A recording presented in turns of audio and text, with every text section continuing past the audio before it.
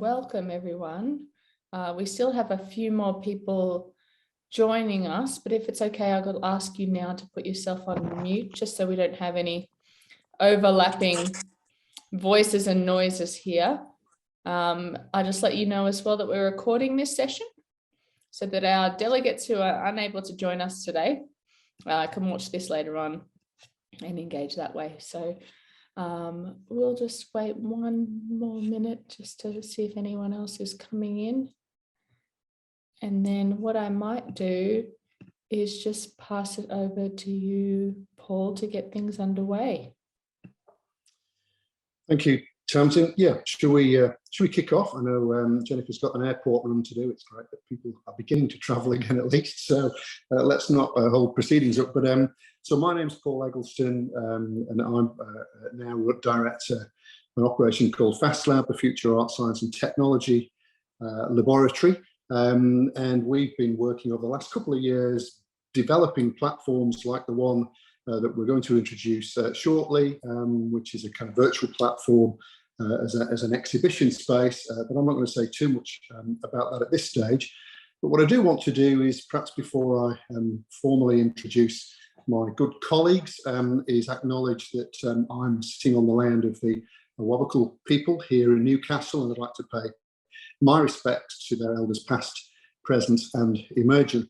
So we've set up a virtual gallery, and I thought the best person to open that virtual gallery, or at least give us a preview of that virtual gallery, was my really good colleague, Professor Jennifer Milan. And the reason that there's lots of reasons that I would want Jennifer to do this, but I've got a couple that I'll just share with you fairly briefly. If you've not read Jennifer's bio, she completed a BA in art history at Barnard College, an undergrad college of the Columbia University. She's got a PhD from Princeton University in art history. And during the time of her studies, she's worked in curatorial and conservation departments at the Metropolitan Museum of Art in New York and the John Paul Getty Museum in California. So I think she's absolutely eminently qualified to open and preview a virtual gallery space. The other reason that Jennifer's a great collaborator, and she and I have been for the last couple of years working on what we call here in Australia our non-traditional research outputs policy, which is maybe a new concept for some internationally, and some of those watching this video might wonder what all of that fuss is about. And we're hoping that through the work that we're going to present here, that will fuel that kind of discourse and debate about what creative practice-based research might look like, and raise a few questions about how within the academy we measure those things, perhaps through exercises like those in Australia, the Excellence in Research Australia, perhaps through promotion panels, or in the UK, I know they have the Research Excellence Framework. So after Jennifer, she's going to throw to a couple of colleagues who've actually done the work here. And I'm really grateful to Doctors Ari Chand and Andrew Howes for actually setting up this network of illustrators. It's a truly international network, and for curating the exhibition. So without further ado, I'm going to hand over to Professor Jennifer Milan for a few intros. Thanks, Jennifer. Thanks so much, Paul. And I'd just like to acknowledge that I am up in Port Stevens on Worimi land. I'm on leave today, but I'm thrilled to be invited to open this exhibition. I had the chance this morning to have a quick preview of the virtual space. I've been able to actually, with Paul and the rest of the colleagues from FastLab over the last 2 years, really see the kind of innovation that this space, the FastLab's virtual gallery space, allows us to be able to see exhibitions. It's been great while we're in lockdown in various parts of the world, but the potential of that virtual gallery space to actually reach beyond the local environment, to engage with other artists, with other academics, with students around the world, I think is really the kind of space that we'd like to have, and to have that kind of reach is really important to us.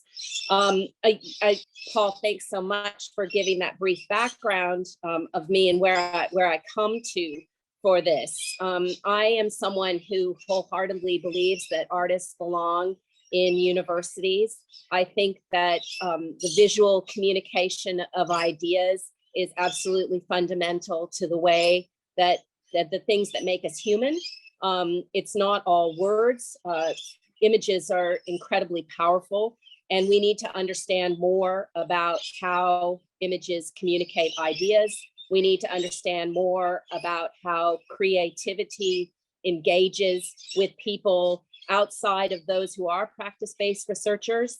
As Paul said, I am a bureaucrat, unfortunately, but probably with some reluctance. I'm someone who, with Paul and others, wrote our guidelines for non-traditional research output. So those are the things that try to find some equivalencies between the products of practice-based research that are equivalent to the products of traditional research outputs, which are journal articles and other things.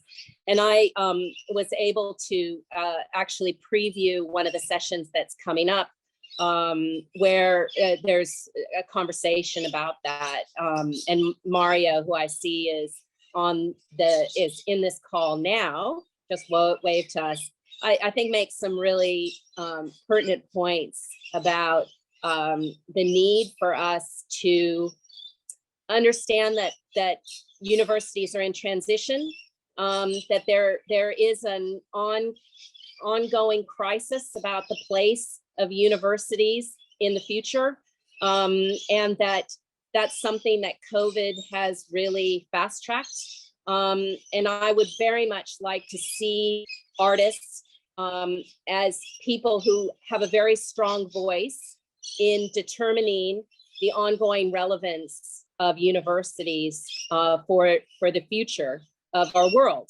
And so it's with my pleasure that I really now am about to vacate the space here and turn it over to the artists, and to listen more. Some of it I'll probably have to catch on recording, but to listen to more about the importance of illustration, because illustration is a way where creative ideas are brought into reality. They help people understand solutions to problems that can often be captured by people who can express those ideas in visual form better than the way that they're captured with words.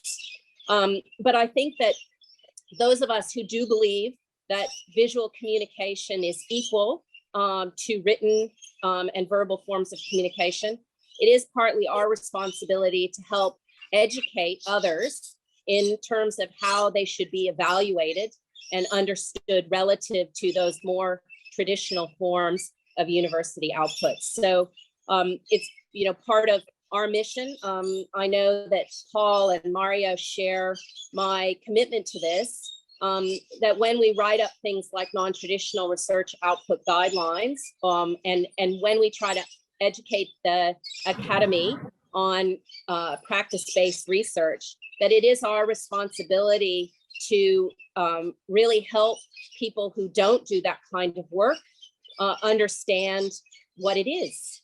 And so it's as much as the academy educates us on how our work is evaluated, we need to keep that channel of communication going back to the academy to say, this is how you need to evaluate our work, and this is how we evaluate each other. So I do very much see it as an ongoing work of cooperation between practice-based researchers and the academy that they serve, to make sure that we understand each other as well as possible. But I am really excited that this exhibition is happening. It's really great to see the work of FAST Lab and to share that with researchers internationally. I really think the virtual exhibition space is fabulous, and it's extremely high quality, and I hope that all of you can enjoy it as much as I have. So thanks very much for inviting me. Thank you, Jennifer. That's really, really kind and helpful. And we've got that, recording for posterity that will help in that education process as well, in terms of just trying to articulate what it is that we do and why that's important to the rest of our colleagues who perhaps don't quite get it yet. Thank you. Ari and Andrew, again, without further ado, over to you to show us what you've got.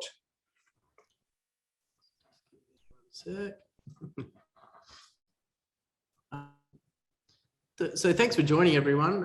I'd also like to acknowledge the traditional custodians and pay respects to elders past, present and emerging on Wabakal land at the campus here at the University of Newcastle, our host university for the conference, which is really great to be involved.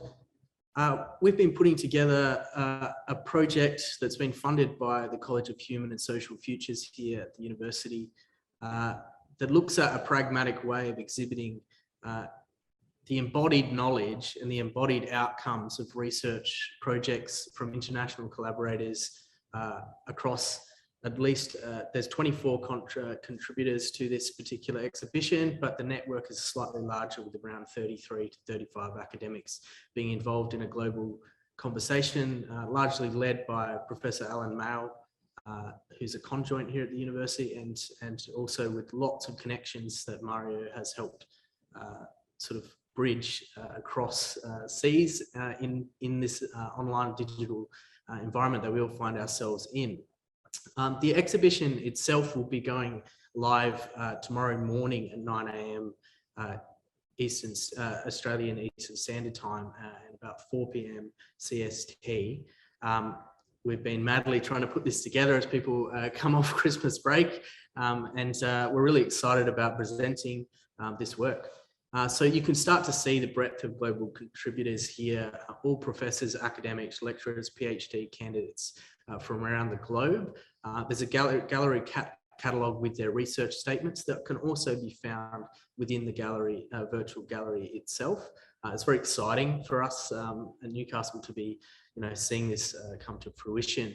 And it was largely brought out of that NTRO policy that Jennifer and Paul have been putting together as a part of our educating the university on those practice-based research methodologies, practice-led, and the gallery itself contributes to that broad discussion on practice-based research, practice-led research, more speculative or blue sky thinking around embodied knowledge and around how researchers are using visual communication to communicate a broad range of ideas, whether it be about practice and process itself, or whether it be about a particular research area, working with other colleagues in the university from all discipline areas.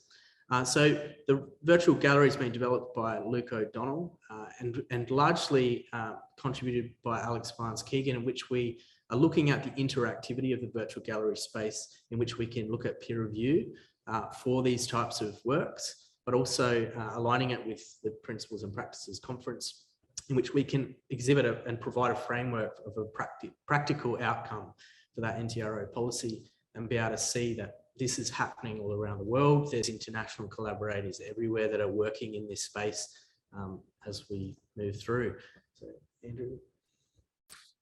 Okay, so we've started probably about 3 months ago meeting as a group with Alan Mail and Mario, I guess, taking the lead on those discussions. We've had up to 30 illustration academics discussing their context within academia, the work they're producing, the challenges in communicating that research, and also the possibilities of how we might work together. So the conference provided that opportunity and a shorter time frame to have a really pragmatic approach to moving forward as a group, to see, one, to experience each other's work, to create a context in which we could share with all of our institutions a broad spectrum of work that sits under illustration, research practice-based, practice-led and speculative works, and also to have a way for us to start to work together and plan the future steps. So the gallery itself, as Ari said, has 24 contributors with a really, really broad range of illustration work and really, really accessible descriptions of that research and the network's within it. So the gallery itself, as we mentioned a few times, has been developed in-house here over the last couple of years as a way to address those COVID-19 challenges for our students and how they share their work as graduates. They can take their work to the world, and we've now taken that on and further developed it as a way to contextualize the research that we do and to explore the possibilities in that NTRO space around accessibility to the work, to the practice, to the narrative, and then how to connect researchers with an audience as well. And also the archival nature of being able to disseminate this more broadly, as Andrew sort of mentions in our discussion recorded with Mario and Alan, there's a really broad, global connection to being able to, have 130, different as an places example, that are contributing. The last time we ran an exhibition with our graduate students, the analytic side of the gallery is another really important part of how you can report and evidence the impact and the reach of the research. So for the exhibition we ran with students, we were able to see that we had access from 149 countries. We were able to see how many thousands of unique IP addresses, and through the work of Alex and Luke, you start to be able to understand how people work and move in the space, how they engage with work, how long they spend in front of a work, and you can actually start to go down to that sort of micro level of how the work has impacted. But as I said, the archival nature of it too means that you can then go back, unlike an exhibition that may be on display for 2 weeks. This here has the archive state. You can go back and you can really reflect and spend time analysing that work and that research. Researchers are also accessible through the gallery, in that when you view their work and engage with their research statements, you can actually directly click on their sort of social media and research profiles to move forward and meet with them. And not only are those research statements there, but one of the points coming out of the discussion is the ability for more neurodiverse people to engage with gallery spaces in which they may not necessarily feel comfortable doing it in a traditional exhibition space, and that they can engage in that. There's lots of possibilities for looking at all the different contexts in which people engage with work itself, and also having auditory embedded in, actually having artists, practice-based researchers being able to articulate, not just in a presentation, but while people are viewing the work. There's so many different possibilities that we can expand upon. This is a little bit of a layout of the gallery itself. There's 2 main rooms in which we've organised works into practice space, and then practice-led and speculative in the smaller room. And this is just a bit of a video walkthrough to show you with controls of the high fidelity nature of being able to experience these works in a gallery setting. Although illustration doesn't necessarily exist in just a gallery setting, it's very immersive, it's out in the world, and it's a part of our everyday experience of visual communication and how ideas are communicated to us. And this is just a little bit of the back end production side of things that our technical officers have been engaged with. And curating this particular space, and you can start to see the level of immersion, I guess, that you can engage with, is seeing, what would normally be traditional 2D works, but we can start to see traditional practices and digital practices emerging, and 3D and animation, and start to have more broad conversations about that in how things are produced and how they work. You can also start to see that these research statements can pop out of the work, in which we can actually, have the researchers' information about the project that they've done readily available to. These are a couple of stills of that gallery that we'll be launching tomorrow as a part of that network. And you can, these actually, a really, really engaging way of seeing such a broad and diverse set of creative research projects from around the globe. And I'd just like to acknowledge the technical team's credits, a virtually gallery developer Luke O'Donnell, and a virtually gallery installer Alex Barnes-Keegan and Gemma Gillard, and technical team Dominic Galindis. And just note that that gallery will be live tomorrow morning at 9 AM Australian Eastern Standard Time, 4 PM CST. And I'm hoping that Tanza can send out a bit of a link to all of the attendees when we go live with that. So it's very exciting to be able to be a part of this conversation and be able to see where these conversations can go into the future with all of the international people joining in. Thank you. Thank you.